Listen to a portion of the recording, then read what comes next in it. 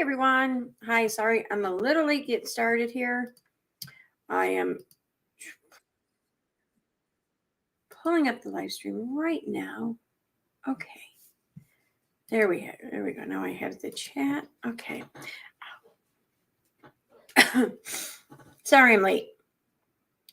Hey Elizabeth, hey Eliar, hey Mother Earth, hey Megan, hi Lily. Hey Reagan, hey Leah. Hi Autistic Chill. I can't talk. Hi Steffi. Hey Heather, OAH 2011. Hey Sue. Hey the crazy lady. Hey Jess. All right, I think I'm about all caught up there. How is everyone? So there's a couple reasons for this stream tonight. One,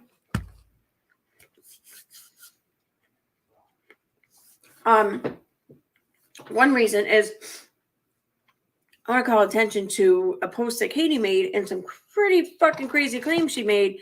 And I want to read an old blog post of hers to remind all of us how she's just full of shit. But also to address this fucking back and forth between myself and the idiots over in Kathy P's stream people or whatever. Okay. It does appear that I was wrong when I followed their lead and I went and looked at the live stream to see what Justin said.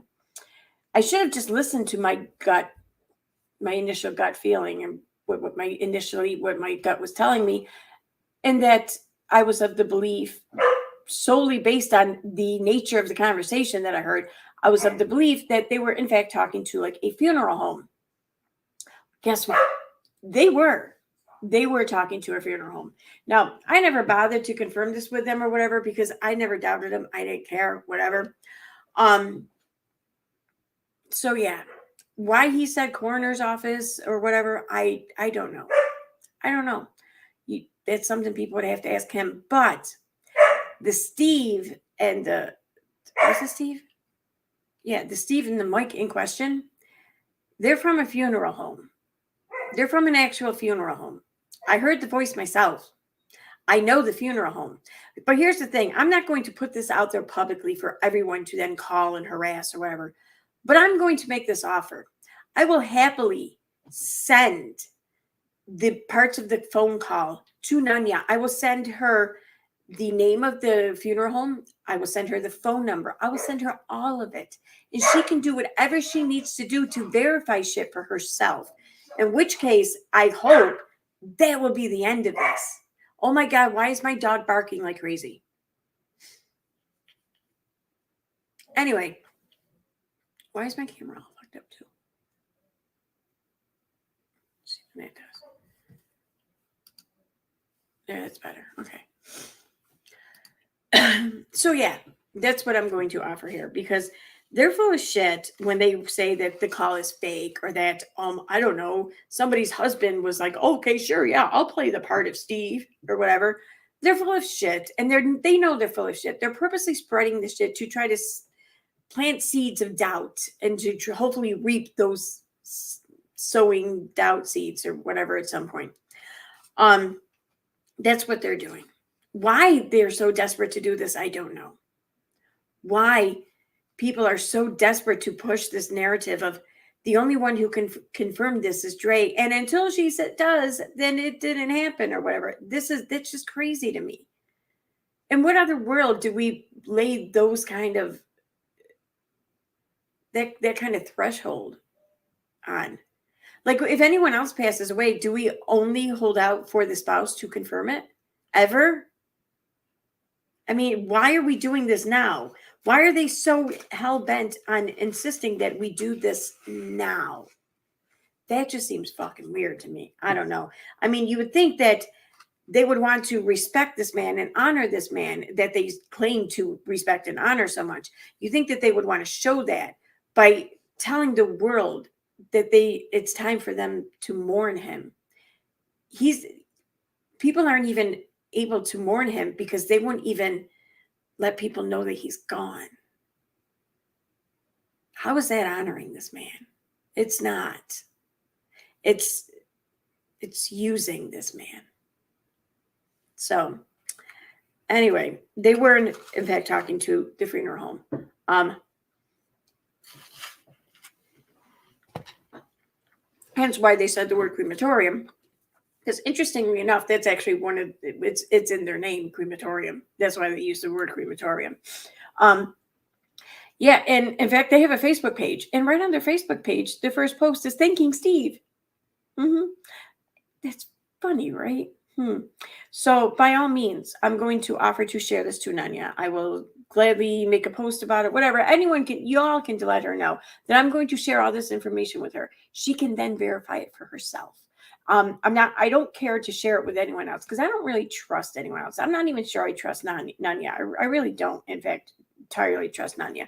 But I think out of everyone, I can trust her the most to hopefully not dox this funeral home. I mean, I hate to use the word dox, but I mean, let's face it, the information gets out there and people would just start fucking harassing the fuck out of this nursing home out of this funeral home simply for the fact that they confirmed someone's death. People will come for them for that. And I don't think that that's right. They're just doing their fucking jobs. So that's why I'm offering this to Nanya. And if she wants to then put the information out or somehow make it public or expose them and cause people to run and harass them, well, then that's on her. But all I know is it won't be on me. So, but yes, the funeral home absolutely confirmed that he has passed. They've been in contact with Dre regarding the resolution of this. What that entails, I don't know. I don't really care to know. It's not my business. I don't need to know. It's fine. I don't care. But I do think that his family would probably like to know. And hopefully Dre reconsiders that at some point because the only person she's serving by not doing that is herself. She's not serving anyone else. No one else. So, all right. Why is my phone going off?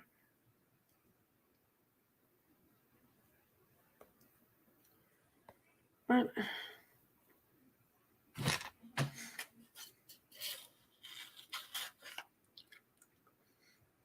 Oh, for fuck's sake, come on.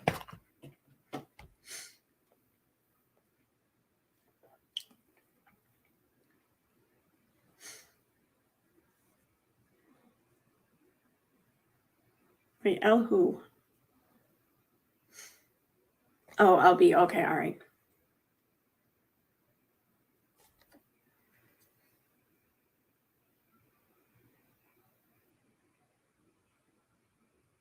Why am I getting an ad? Oh, because I'm not signed in there. That's why. I guess LB posted something about some video that is making people believe that fucking Marvin is alive, which is okay.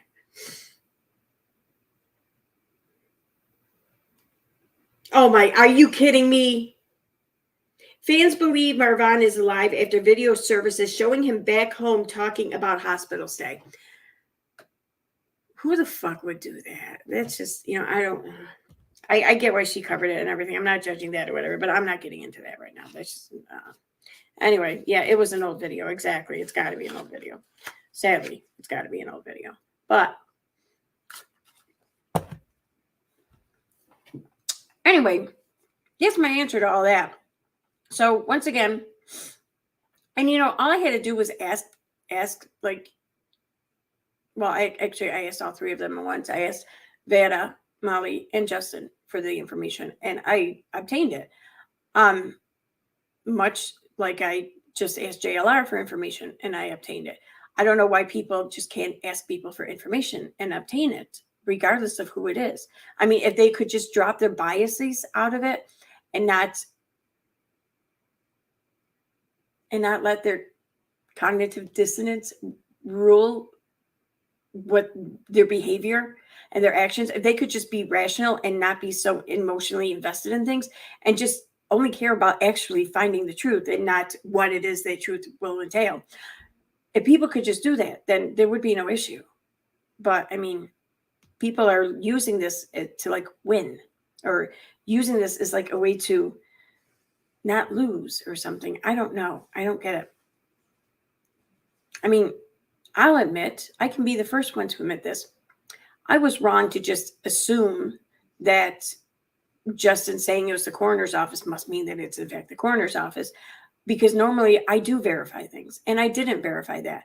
I didn't think I really had to verify that because, well, because I knew that it was going to pan out regardless of what it was. I knew it was going to pan out to be an actual phone call to an actual facility and not something fake shit like they're trying to push. So I wasn't that worried about it. However, I should have known better nonetheless. I should have confirmed it. So, yeah, I was wrong for that. But I am going to point out that my initial hunch of it being a funeral home wasn't that correct. I just want to point that out. Because I'm petty like that. Use the rational mind, says Claire. EKC is an optimist. Well, yeah, maybe. I've been called worse. I've been called much worse. Probably today alone. Let me clean these off because I can't fucking see. I don't know why my eyesight is so horrible lately. My blood sugar has actually been under control. I've actually been getting some sleep. I mean, I just went on a sleep ender. I don't know why my eyesight is so shitty again. Okay. Yeah, these still are smudgy. I want to know where my other glasses are, the clear ones, the clear frames. I don't know where they went. Oh, no, those are like, oh, look what my red ones are there. Oh, you suck. And of course, my nail tips scattered. So now they're gonna be all messed up. Yeah, I'm happy about that. Anyway, so I want to talk about something else now. Katie fucking Joy, and her infinite like delusions, her rewriting shit, her imagining things, her delusions of grandeur. Even, I mean, it's whatever. It's fucking amazing. It's truly amazing. Okay, that's better, a little better. So let me pull this up first. I want to pull up a post that she made on her Instagram first and foremost.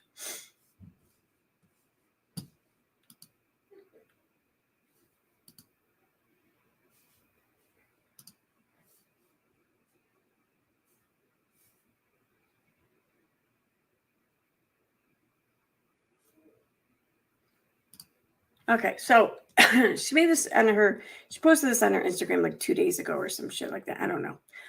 Wait, is it still there? Maybe I could just read it from her Instagram instead of from the screenshots. I never send the email shit.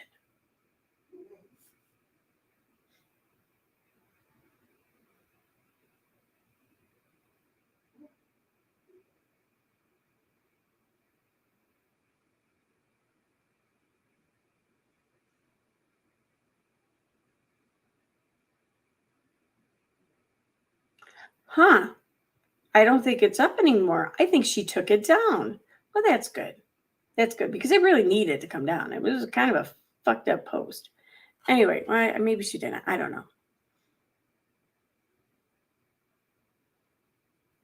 Maybe she did.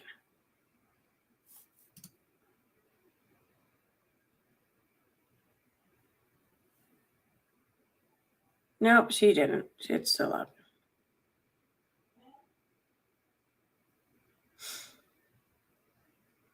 Yep, okay. I'm just going to read it straight from her fucking post. So, this is from 2 days ago.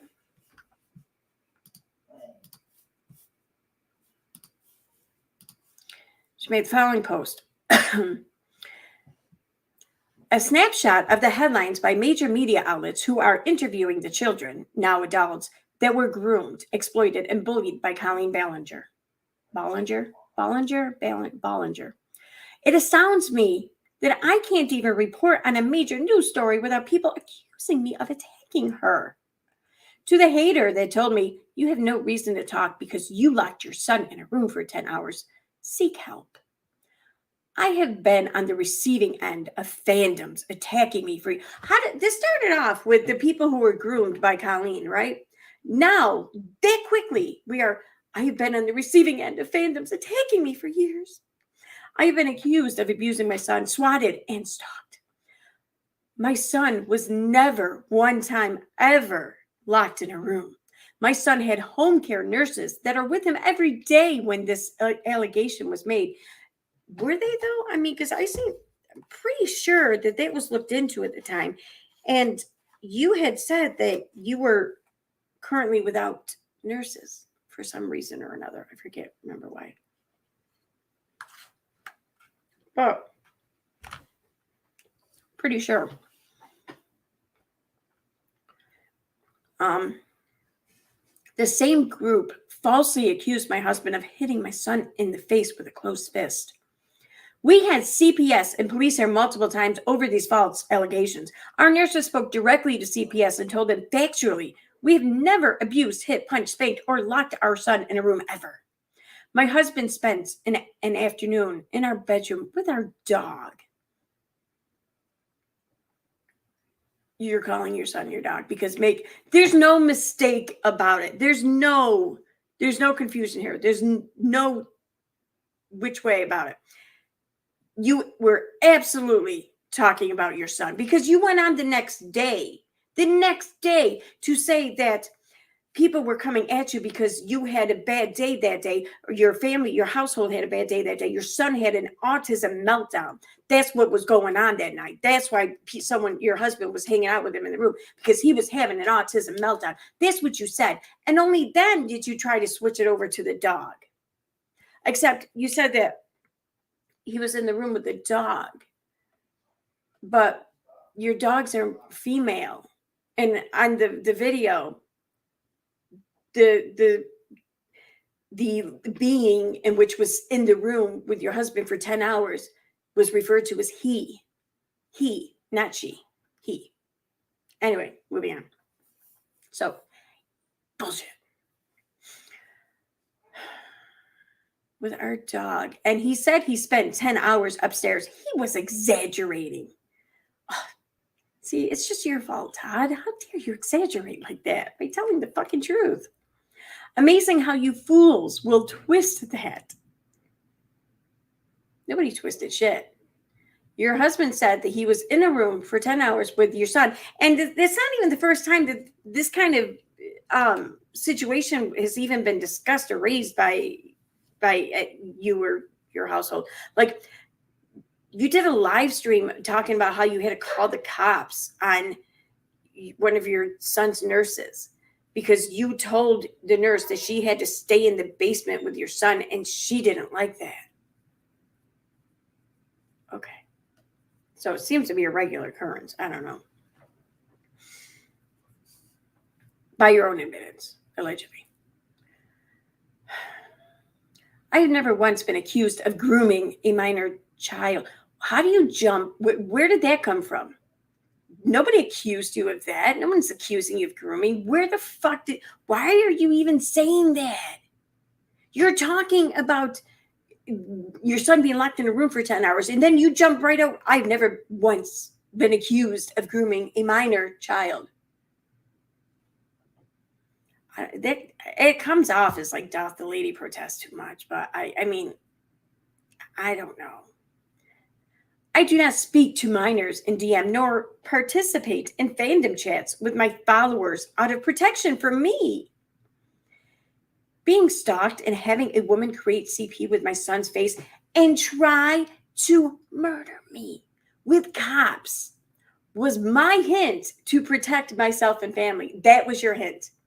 That was your hint to protect yourself and family. Okay. And try to what you? Okay. No one was trying. you. No one was going to harm you like that. No one cared enough to harm you like that, or for you to be harmed like that. And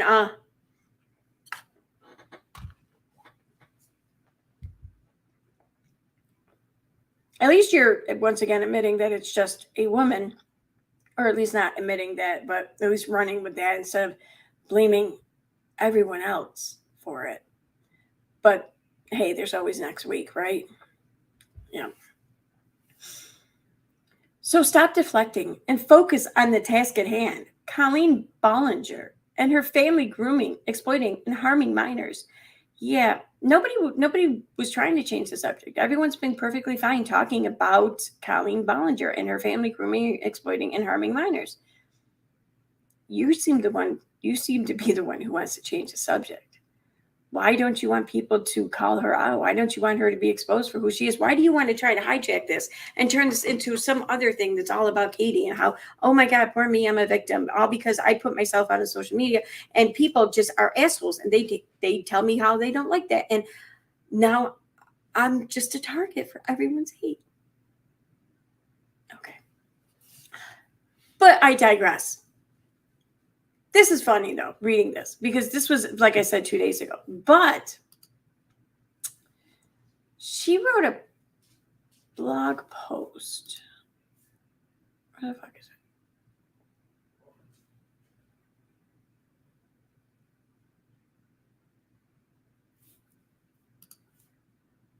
Ugh, come on.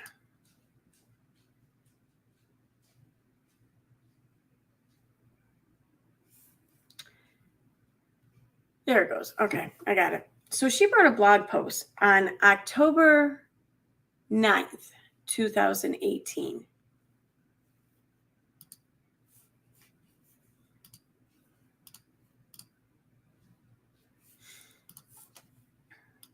Titled, 4 Ways Mommy Blogging Disrupted and Harmed My Life. Okay. I'm going to check chat before I start reading this because this gets interesting.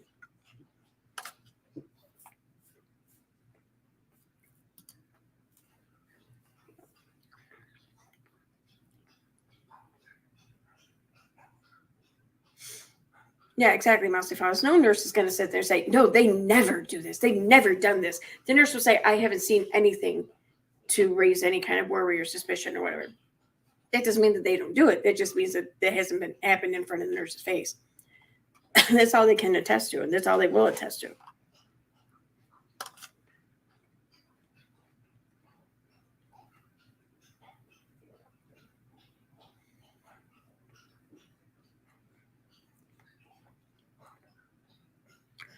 All right, so yeah, she's taking credit for, yeah, okay. That's funny.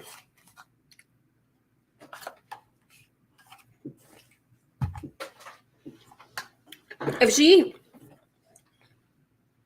had any kind of influence on Creepshow Arch channel being gone, then it would have been gone almost 3 years ago, about 2.5 years ago.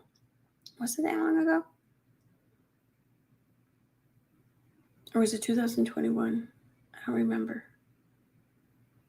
Well, it would have been gone like 2 years ago. It would have been gone when all the shit went down. But it wasn't. Her channel stayed up for a long time, garnering lots of views still. Probably more views than Katie was getting. And still kept a healthy number of subs to it. The only reason why the channel is down is because people were copyright striking her. And she just abandoned her channel. So she wasn't there to basically dispute any of these claims or, just do what she needed to do to keep her channel going. And you can only get so many of these strikes before YouTube will just automatically take your channel down. And that's what happened. So,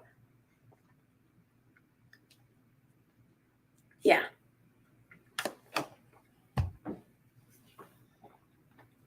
Yeah, sadly, it is completely gone.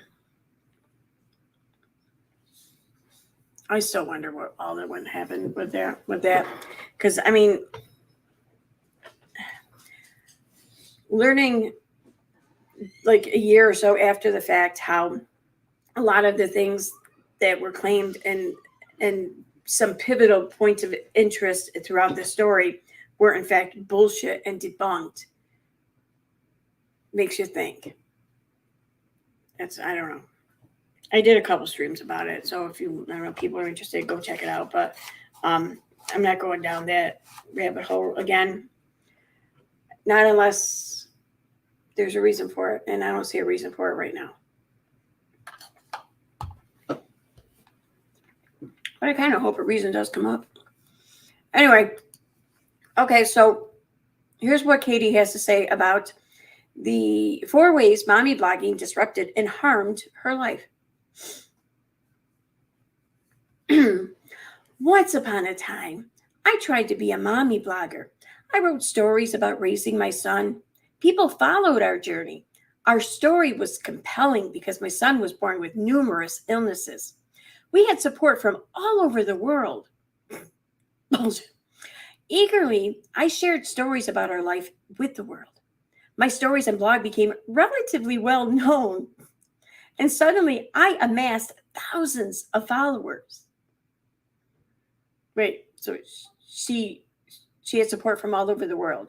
There are billions of people on this planet, and she had a whole thousands of followers. Okay.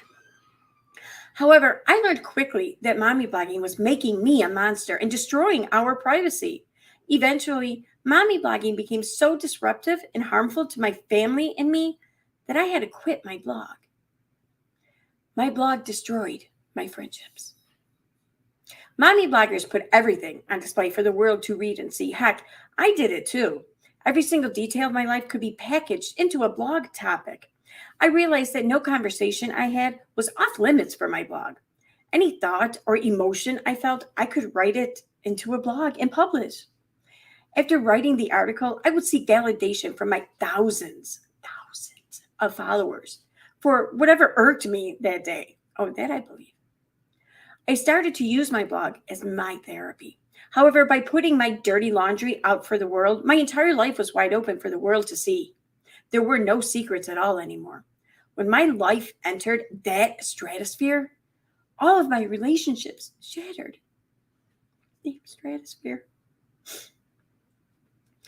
I can't tell you how many angry emails, texts, or phone calls I received in the 4 years I worked in mommy blogging. Any friendship I had self-imploded in 1,200 words or less. After losing all my friendships, I realized I had to quit mommy blogging. Get out of that stratosphere.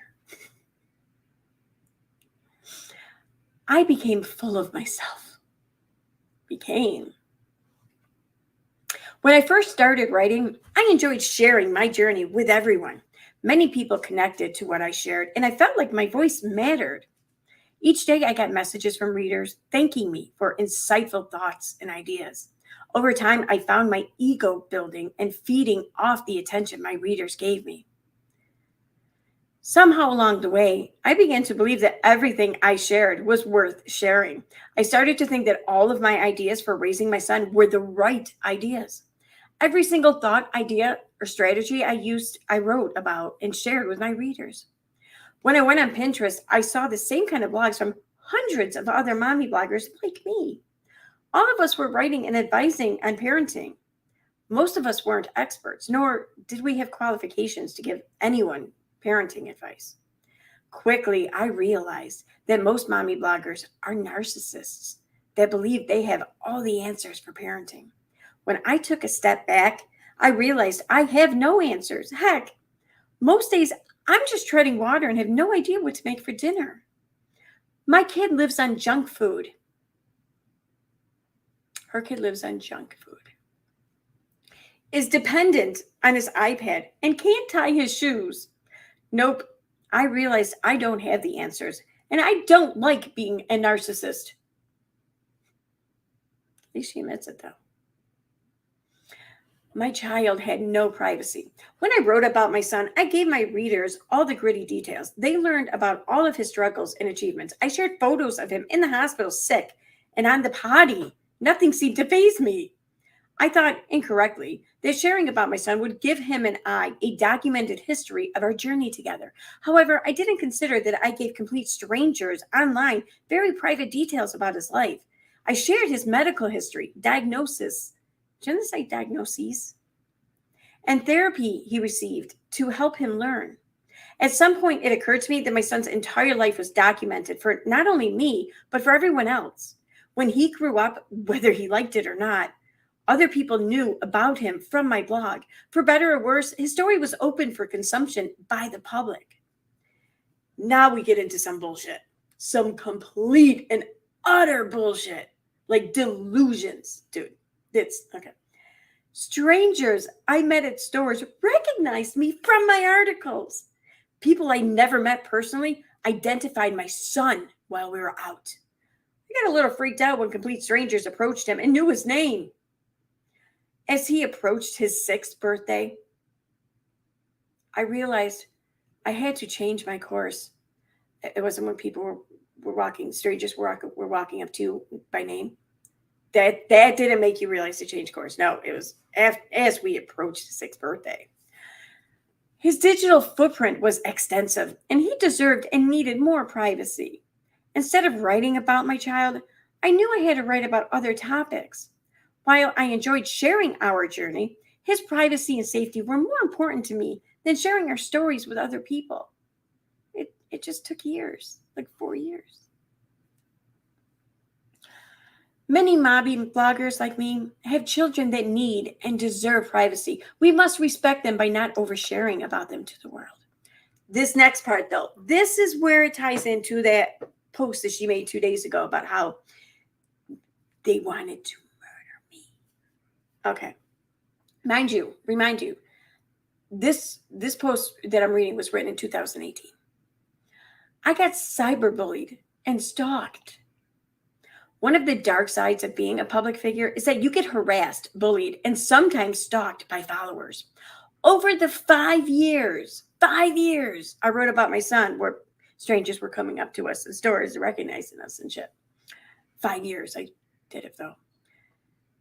I wrote about my son, and I can't tell you how many times I dealt with stalkings. I can't tell you how many times I've been stalked in these 5 years.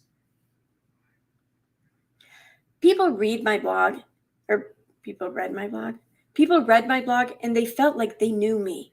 Sometimes they created stories in their heads about the person they either thought I was or the person they wanted me to be. Readers sent me friend requests. Fucking bastards.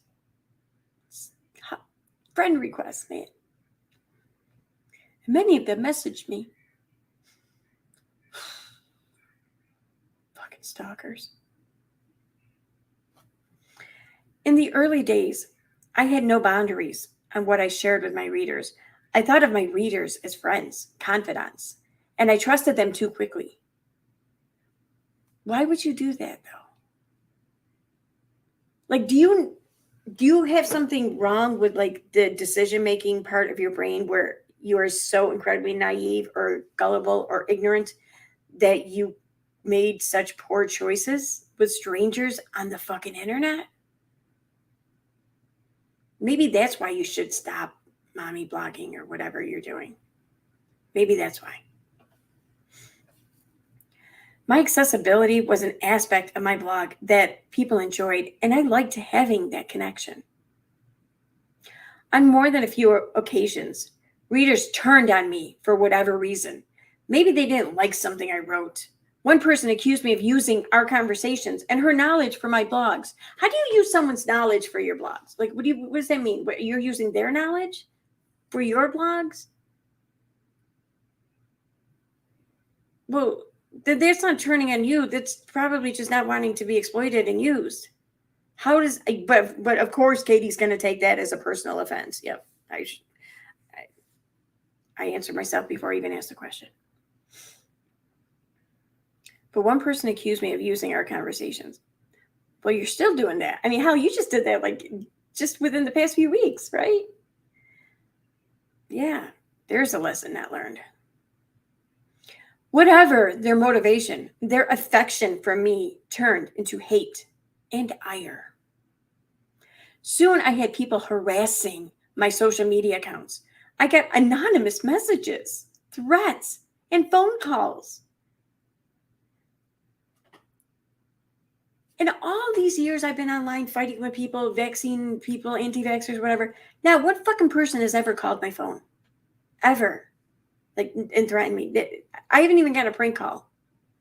Like, why are people able to do that? Like, I don't know. Just, I don't really think they are, but okay. My social media accounts got reported, taken down, and I had to change my number 3 different times. My entire life was exposed, and my haters capitalized on my vulnerability. Your ignorance is your vulnerability, I think. After 5 years and dozens of virtual stalkers. Like, think about that for a minute. 5 years, she's saying dozens. Dozens is plural. So that means at least 2 or more, I would think. But I'm going to say 3 probably, because otherwise it could be a couple if it were a dozen. Yeah, it's probably even a few dozen would mean like 3. But she's just saying dozens. That kind of gives the impression that it might be more than 3, in my opinion. So what? We'll say 4. So what? 4 dozen, what's that? 48? I don't know. 4 times 12? Yeah, 48. 48 in 5 years. That's almost 10 a year. Yeah, it's almost 10 a year. 10 virtual stalkers a year almost. Wow. Bullshit. Anyway, I decided to hang up my mommy blogging hat. I love to write, but my privacy and safety are more important to me than blogging. Oh, just took you 5 years. Where am I today? Today, I'm just a writer that shares stories. I don't give out as many details about my life anymore. My new format gives me more privacy and physical safety. While I enjoyed being a mommy blogger for those years, I am glad I changed courses and started writing on different topics. Hopefully, by sharing my story, I can help others understand the risks in blogging. Being a mommy blogger means your entire life is on display for the world. Well, it is if you don't bother to hide anything, or like, just if it is if you don't bother to work under anonymity. With exposure comes attention from thousands of people. Sometimes the attention you receive will be destructive and harmful.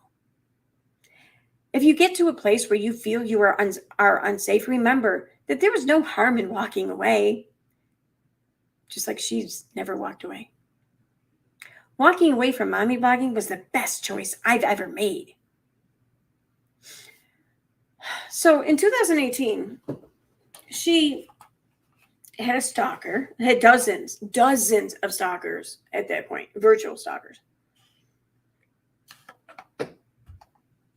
In the 5 years leading up until this blog post. So, yeah.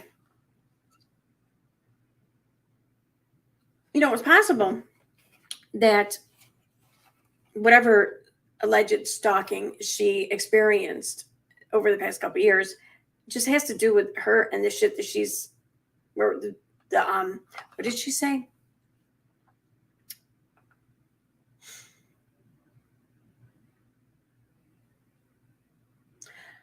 Readers turned on me for whatever reason. Maybe they didn't like something I wrote. One person accused me of using our conversations and her knowledge for my blogs. Yeah, it's written horribly, but so maybe any stalkers that she has now is for the same reasons why she's had these dozens of other stalkers. Maybe it's because someone didn't like what she wrote, or someone didn't like her using their conversations or their knowledge. Just saying. But here's what I find funny though too. So I want to pop something else. So this blog post that I just read, as you can see, this is October 9th, 2018. Okay.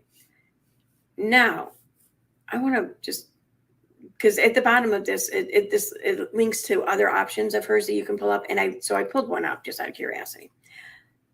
So that was September 8th, right? And we just heard about how she hung up her mommy blogging hat and all that other shit. Well, like I said, that was September 8th. Here we are, September 5th. 3 days before. Or no, what did it say? October 8th? I think it was October 8th, maybe. Because I'm pretty sure that was it. I don't know. We'll just say October for the sake of argument. So, like a month before that, I mean, she's claiming to have hung up her mommy blogging hat. But here we are, September 5th, 2018. And she's made a post. When I stopped giving it to God, I found my self-confidence. She starts off, I'm not going to read the whole thing, but she starts off the blog post with, for the past week, my life has been spent in a dark hospital room. I wake up to monitors beeping or my son's feeding pump alerting the feed is done. My son is recovering from open heart surgery. Open heart surgery is a beast. Recovery is painful and emotionally draining for both patient and family. In years past, I would have prayed quietly to God asking for strength. I would have gone online asking for prayers for my son. However, today I realized that my strength and resilience to help my son through recovery is not because a higher power or a higher being is guiding my way. No, I fought hard to find a team to help my son. Yeah. Instead of relying on God in this difficult time, I learned how to believe in myself. So there she is blogging, mommy blogging, basically, including her son's most recent medical procedure.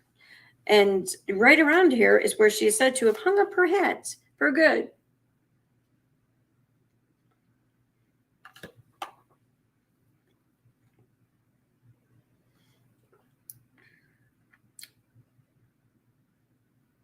I want to get to one part of this, though.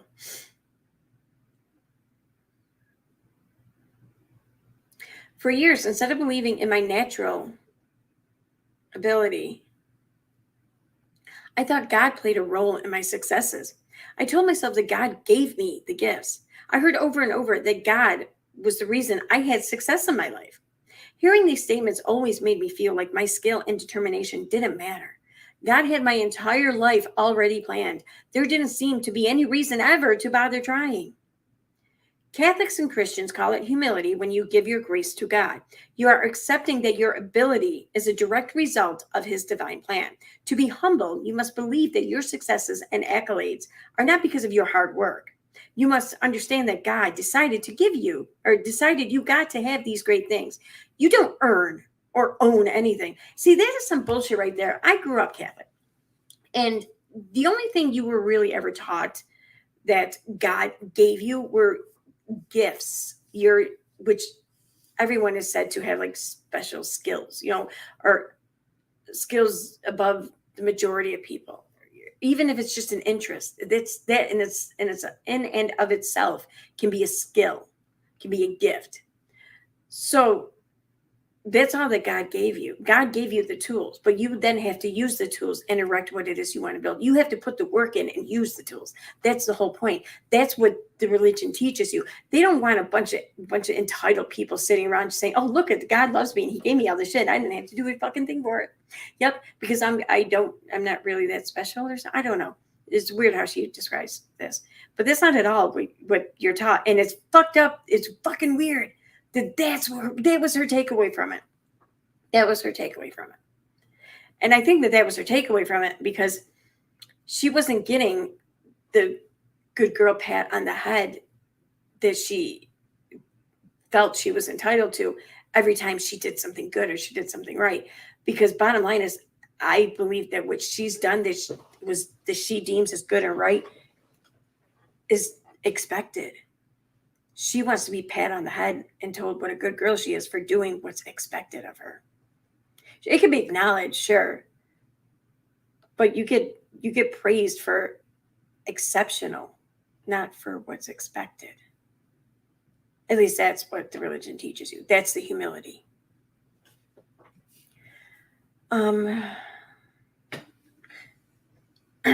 All human beings belong to God. When times are tough, instead of feeling bad or sad, I learned about God's role in my suffering. I was told that God only gave me what I could handle. I had been given adversity because God had a great lesson I needed to learn. I agree with her there. In my Catholic upbringing, my grandmother's favorite line was that God was punishing me. When something bad happened in my life, I must have done something terrible to piss off God. His retribution to me was by making me deal with the pain. My entire life, giving things to God destroyed my self-confidence and self-esteem. When I was happy, I didn't get to own my happiness. Anytime I achieved something, I didn't get to feel proud of myself. Conversely, when things sucked, I didn't get to feel upset. There was always this interlaced component with God, that God was in charge of every little thing. When I became an atheist, I realized a powerful lesson about life. Giving up my belief in a higher being allowed me the freedom to own my feelings. I became the master of my destiny. No one else had control over my next moves. I got to make all the choices by myself. When I'm happy, I can now own that happiness. I can feel pride and determination in my hard work. I know that my tenacity and intelligence help me achieve my goal. Tenacity and intelligence would be the gifts that God gave you. That's the whole point. That's what religion was trying to teach you. For the first time in my life, I can feel proud of my accomplishments without having to humble myself to God. In my down moments, instead of giving my worries to God, I use my energy and time to find a solution and way out of the pain. Being an atheist forced me to use my brain, problem solve, and have confidence in my abilities. I learned how to trust my intuition. Additionally, I learned how to advocate better for myself and my son. Christians said I would feel empty and alone. However, I don't feel abandoned or alone. Instead, I feel self-confidence. My self-confidence increasing every single day. I don't have to trust I don't have to trust an imaginary friend in the sky to be my support. Instead of praying, I can open up to my friends, family, and husband. Now I realize how strong my network of support is around me. When I walked away from Christianity and my faith, I thought I would lose a part of me. However, I gained a piece of me that I never knew possible. I'm a better mother, wife, friend, and daughter because I believe in myself. Over this past week, I have felt exhausted, sad, angry, and incredibly grateful. I hate that my child goes through so much crap. However, I'm incredibly grateful that my son has me as his mom. My tenacity and determination got him the surgery he desperately needed to live. His recovery will not be easy, but he will overcome this obstacle in life. We will overcome heart disease, not because we trust God. Nope. We will overcome this disease because he has fantastic doctors and science is amazing. Science made my son machines to help him remain alive so his heart could be repaired. Additionally, science trained my son's doctors to treat his diseases. In the future, science will give my son a mechanical valve to his heart. Way to keep your son's privacy. Trusting myself and trusting science is a lot more comforting than trusting in God. Today, I no longer have to give anything to God. There you go. You get to keep it all for yourself. I trust myself and science to help my son thrive. All right. So, yeah, there's that.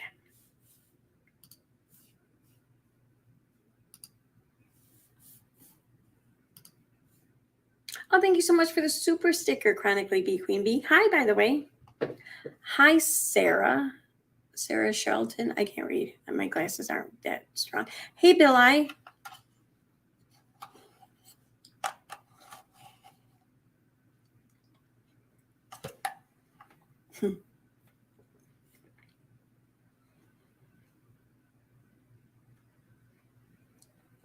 Hey, Beryllium. Liam Neeson has a special set of skills. Oh my God, we're just talking about him at work tonight. I forget what movie it was. Someone was quoting. I'm like, dude, I was just watching Ted 2. Remember, he came into the store and he goes to Ted. He's like, he's got holding a box of cereal. He goes, I hear tricks are for kids. We gonna have a problem here? Ted's like, no, they're for you too.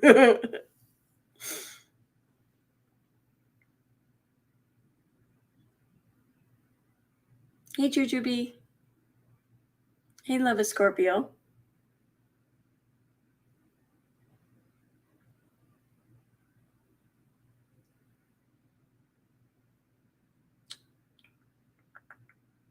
Hey, Mousy Files. Yes, she admitted she's a narcissist. She doesn't like to be a narcissist, she said. And I don't like to be a narcissist, you know. I don't want to be. I don't like it, but, you know, fucking. It's all this mommy blogging that made me one.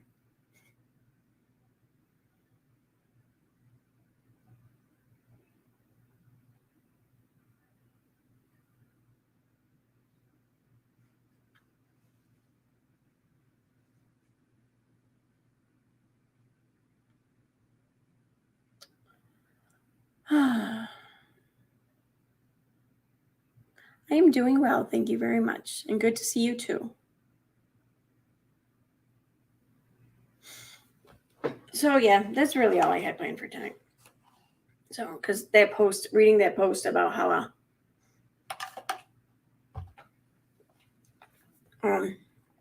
that people tried to murder her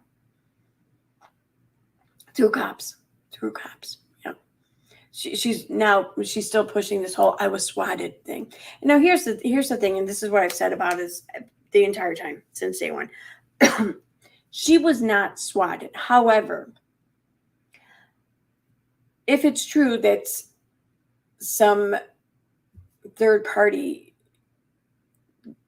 falsely reported these things to the police for the purpose of inciting the police to show up at her house with guns drawn, even if the police knew better, it doesn't change the intent of the person making these false reports. So, though I do not believe she is at all a victim of swatting, I do think that if there is actually one person responsible behind this here, and it's in fact someone trying to harm Katie, then I do think that they should be held responsible as though she were swatted. That's my belief anyways. I kind of wonder just who exactly it is, though, who's been behind all of these calls and shit. Because it's funny how they just all stopped, right? Because, I mean, here's someone who's so determined to get Katie, only during the Toddy Westbrook lawsuit, though, mind you. But yeah, as soon as, like, they went into settlement talks, like, this person stopped fucking with Katie, basically. And when the settlement was reached, this person definitely stopped fucking with Katie.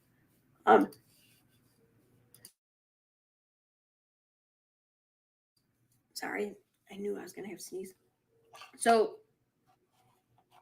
as determined as this person was to fuck with Katie during the Toddy lawsuit, that is, they sure just don't seem to be determined to do anything anymore, and they haven't for quite a while.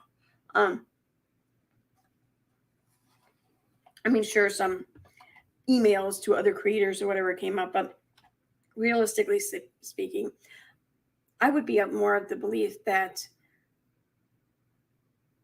there was just exploited by other people, by new parties or something. I don't know, but I'm still of the belief that Katie had something to do with all that shit. I don't care. That's my opinion. I think Unirock has the most shit on his hands from it, but he was not alone, in my opinion.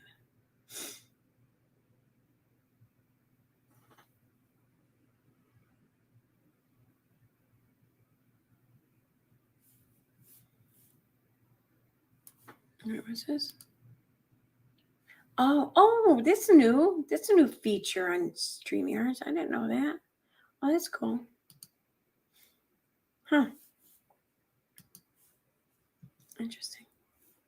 So, I don't really know what else to do now.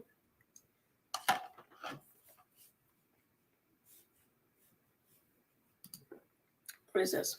Oh, shoot, that's right.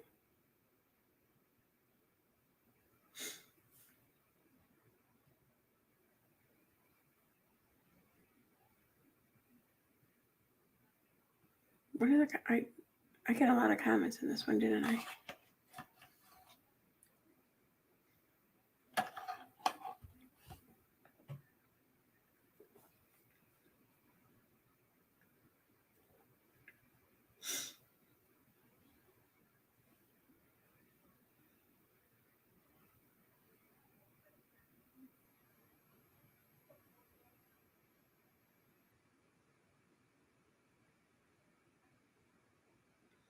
I'm looking at my website here.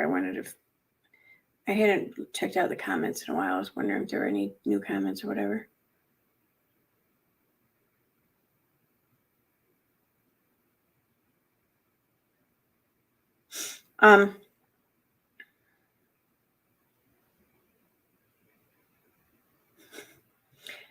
So I wasn't, I don't know if I want to read this.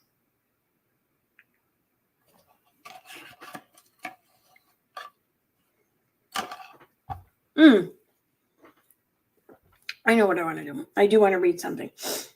So I have a website. I don't really do much with it anymore. I haven't in quite a while, but it's ekcpeopleslack.com. There's a few blog post entries on, and mostly it's just like documentation of shit, but there's a couple of blog posts I've written over the years, mostly regarding Katie, but one such blog post I want to read. It's the most recent one too. And I want you to follow along with this, and then just I'll let you know when we get to the end, and I just want just pay attention to how it's concluded, because this is just really how fucking easy it is to run narrative. It really it's so fucking easy.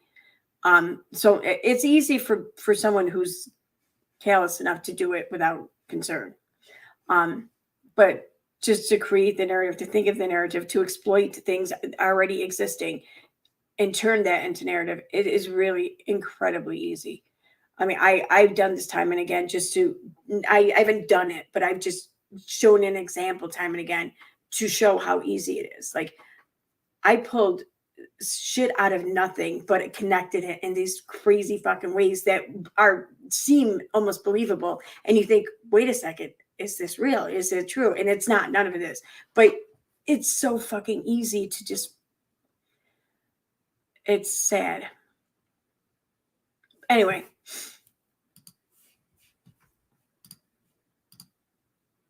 So this has to do with Letitia. This is why I wrote this. I wanted to show how easy it was for Katie to start her narrative. So Katie Joy, the original fraud raiser.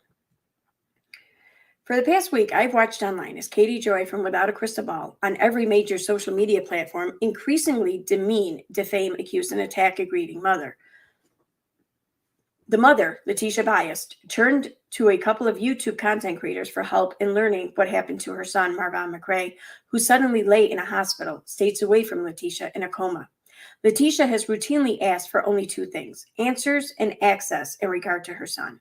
But it was when Letitia made one more request that started Katie on this mission of destroying this mother as she lived through the horror of grieving for her child. And that was the request of Katie to please leave Letitia and her family alone. I nicknamed it. To briefly summarize McCady Great, McCrady Gate. I can't even say it right. To briefly summarize McCrady Gate. All right, maybe that's kind of a stupid name. All right. After Letitia made the request of Katie to get lost and to stop causing drama for Letitia and her family, Katie came for Letitia. Katie made public Letitia's criminal history, personal history, accused her of lying for funds, and encouraged those who donated to request a refund when Katie herself shared her experience with obtaining a refund from GoFundMe. In as little as 2 weeks, Letitia went from disbelief in the overwhelming generosity of humans when they donated money to help Letitia hire an attorney and to take time off work and still afford to travel states away to see her son, to having her reputation tarnished, called a scammer, a liar, undeserving, and that she wasn't her son's real mother anyway, so what does it matter? Katie had determined Letitia not pure enough for the grace and generosity of her followers. I don't know why he's worded like that. There's word. Katie then amped up the emotions of her followers and suggested Letitia should face legal consequences for the fundraiser. A fundraiser Letitia never set up or made promises in regard to the funds raised. I found this extreme reaction to be quite disturbing. I couldn't help but to wonder why Katie would respond with absolutely zero compassion for Letitia and her son, Marvin. To hear Katie speak of the day her own son almost died, I would expect an abundance of understanding and empathy from Katie toward any mother in a similar situation. So why is it that when given the opportunity, Katie seeks to destroy this woman? Marvana is in a coma as a result of a S attempt. Mental illness can often run in the family, and surely Katie knows this with her self-proclaimed extensive knowledge in mental health. I fear Katie's actions and the force and strength of her hate mob could have devastating effects on a grieving mother. So again, I ask, why is it that Katie is so determined to create more tragedy for this family? I might have an answer. Could this be yet another example of Katie Joy projecting her own faults through the accusatory behavior she exhibits? Could Katie Joy be telling on herself as she blames others for things she might have done? They say it takes a criminal to catch a criminal. Well, does it take a grifter to spot a grifter? I mean, let me explain. Katie is no stranger to GoFundMe campaigns, the most recent of which was in June 2020. To learn more about this fundraiser, please check out this blog post I wrote where I break down the claims Katie made at the time she created the campaign. I also urge you to check out this link to view the reaction of her Facebook followers upon learning about this campaign. There was also a fundraiser Katie did through GoFundMe for the Ronald McDonald House. Only thing is, though, is that campaign contributors were asked to donate to Katie Joy's PayPal instead of donating directly to the Ronald McDonald House. Weird. But it is this GoFundMe campaign, still posted on the Wayback Machine from 2013, that I wish to use as an example for my theory. Katie has stated multiple times that this was a fundraiser set up by a friend, and one that Katie Joy only agreed to have set up at the relentless urging by said friend. The campaign raised almost $5,000. How amazing that Katie knows so many generous people to provide this income for her and her family during their time of need. That time, while her son was incredibly sick. That time being while her son was incredibly sick. The child has thankfully recovered, with the exception of a totally manageable, non-debilitating, when managed, ailment. Katie has been questioned about these fundraisers time and again, and it's something she often says about this one fundraiser that stands out to me. She informs the naysayers that this fundraiser helped keep them afloat during a hard time. It afforded Katie and her husband Todd the ability to later cash in Katie's 401k to be able to afford the construction of their brand new home on a beautiful large plot of land in rural Minnesota. Had it not been for the generosity of these donors, they would have had to use alternative means to pay for their share of the hospital expenses that insurance didn't cover, their mortgage, and other bills. They likely would have had to cash in her 401k earlier to cover these expenses and would not have been able to afford the purchase and construction of their bootleg McMansion. She has often explained their reasoning for such a large home as being with her son in mind, since she believes he will move into a makeshift apartment in the basement of this home when he is an adult. Just recently in social media, Katie also went into an explanation on how spacious and full of toys the rooms are in her home, as she addressed the claim that her child is kept in one room for up to 10 hours at a time.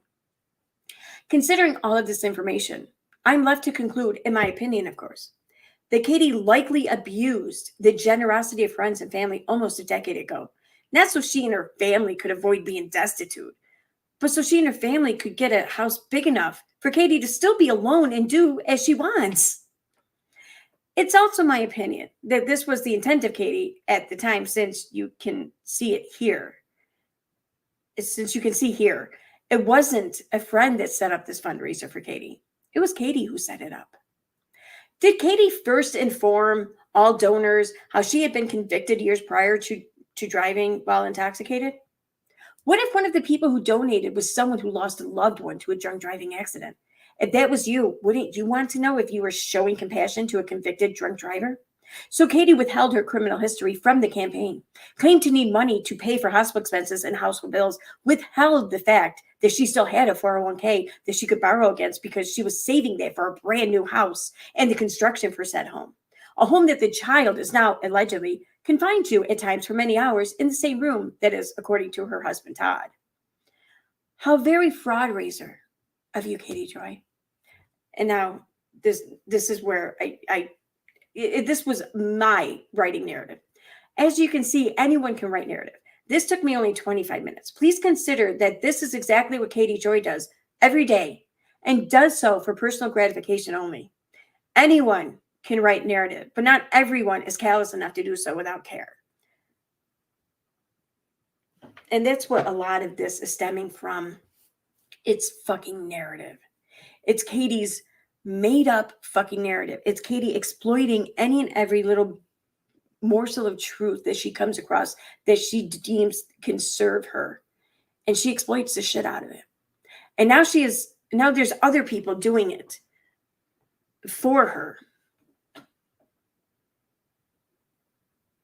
Say what you want. That's exactly what's happened. So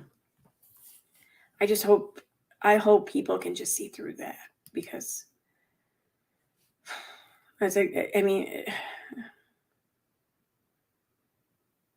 because all it needs to exist and to survive is for people to believe in it. So hopefully people don't believe in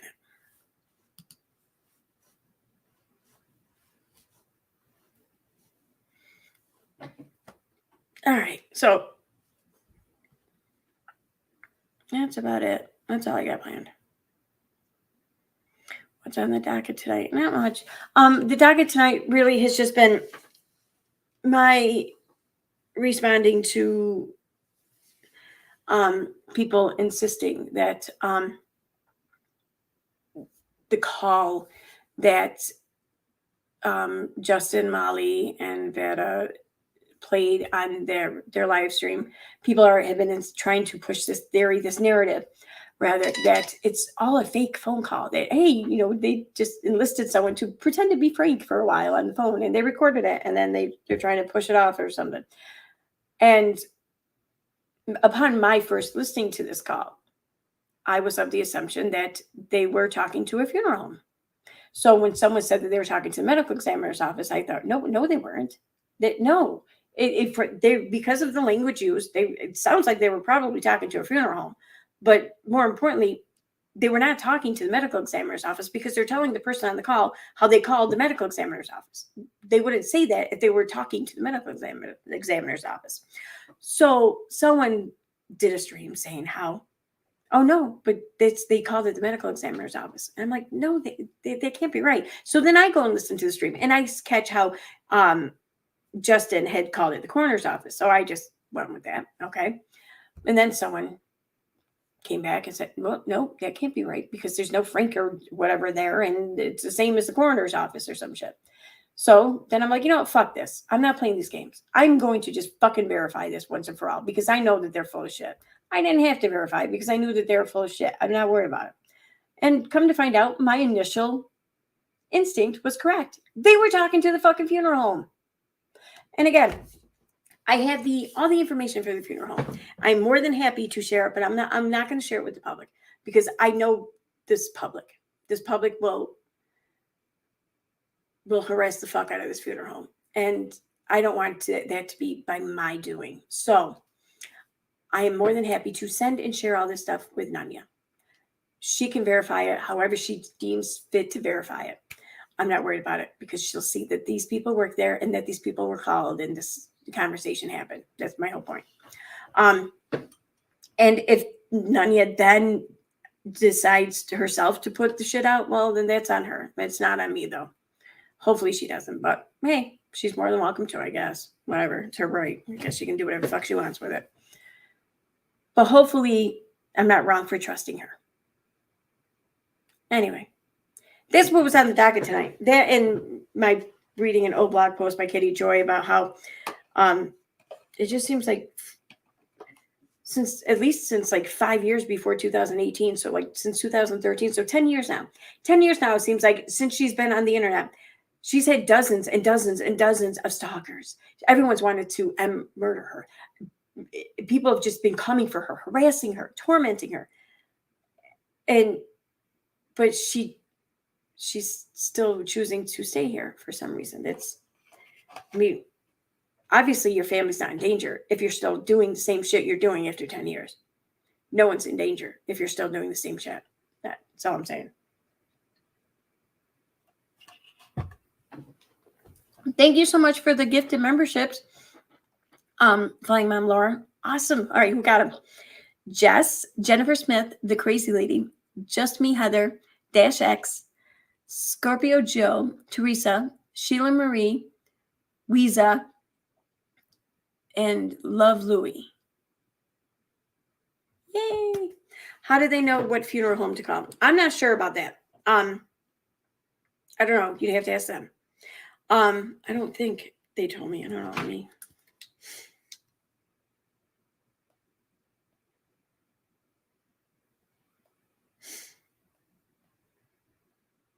He did send me some screenshots. I'm not sure.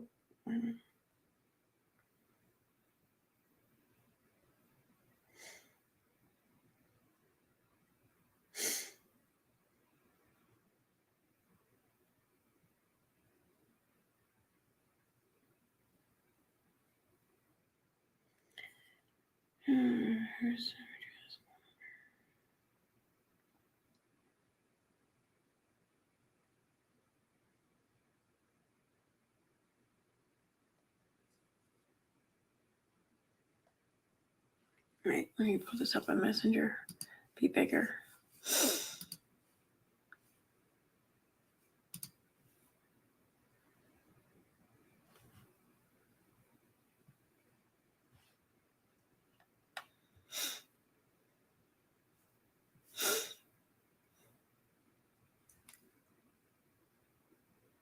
All right, so let me see. Let me read these.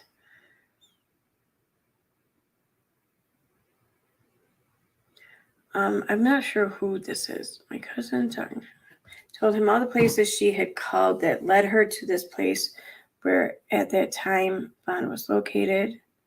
Now he is not.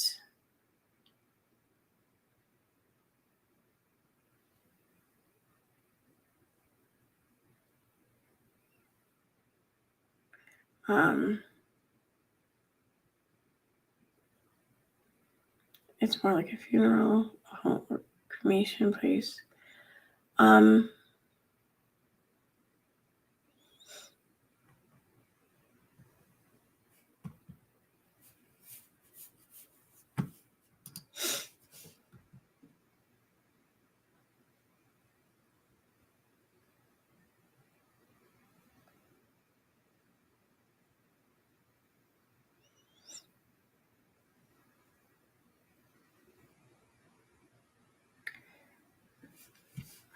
The only thing I was told really is what was shared in these screenshots, and I'm not sure who. I mean, I know who one of the people is talking in this, but I'm not sure who the other person is. But it sounds like it's a friend or a relative or someone close to the McRae family, and it sounds like they that this person or this person's cousin or whatever called around and they relayed all the calls they made and how and why these calls led her to this place where the time Vaughn was located. So evidently there were a lot of phone calls made that, and the results of said phone calls led them to this place, and this is a place that gave them answers. That's what I take away from it.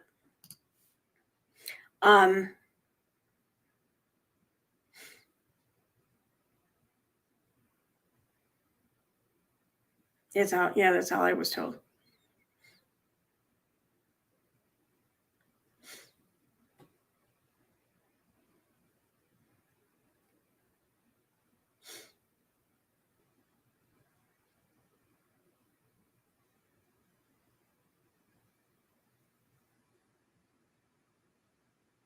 So I don't know.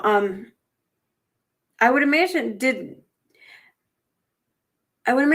if they haven't really broken this down and explained it or whatever in a live stream, that I would imagine if anyone just asked them that they probably would to some degree anyways.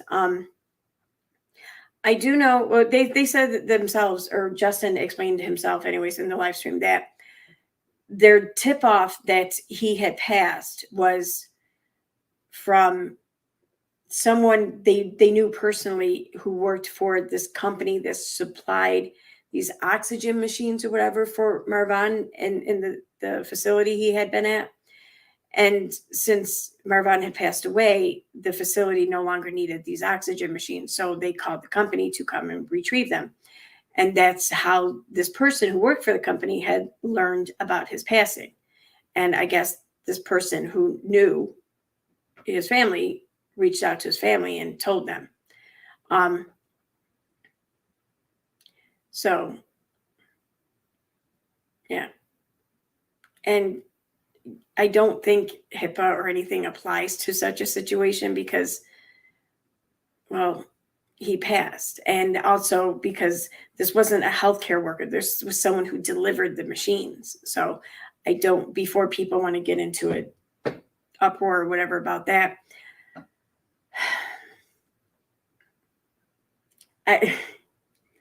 like the whole purpose of HIPAA is to protect people's privacy so that no harm can come to them or there can be no bullshit brought their way. But if you've passed away, then there can be no bullshit brought your way regardless. So I think HIPAA does have a bit of, I don't know, less stringency when it comes to keeping someone's death a secret or not. If that makes sense. I don't know. I don't know though.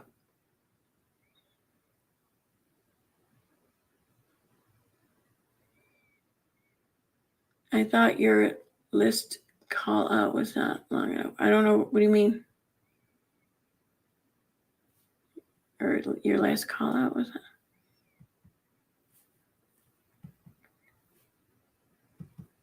Why isn't it's not enlarging? There we go.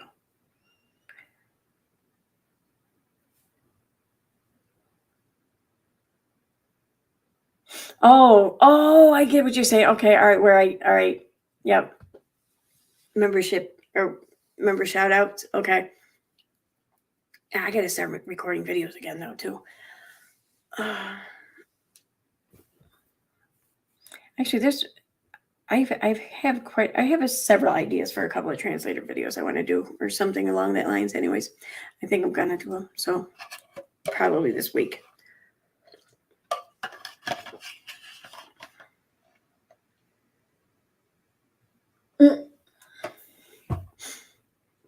I think the only thing nonsense is honoring is her own damn grift.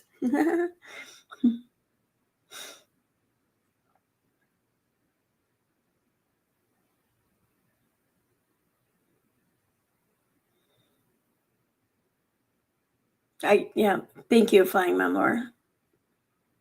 Yeah, so if you were gifted a membership tonight, be sure to thank Flying Mom Laura because it's because of her.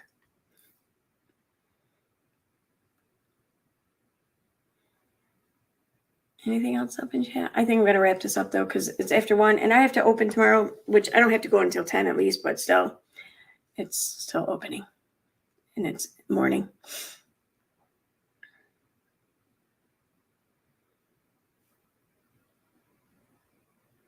So, all right, guys, I'm going to wrap this up. Thanks for being here. Have a good night, everyone. Tomorrow's Tuesday. I will probably stream tomorrow night, evening or night. I get out of work early, like at 5 or so. So probably, I don't know, hopefully before 9. So, but it won't be like 12 or anything. I know that much. So anyways, Nania, I will try to reach out to you and offer you this information. And you can confirm it or not, or you can choose to ignore it. Either way, it'll be telling. So there's that. So have a good night, everyone. Thanks for being here.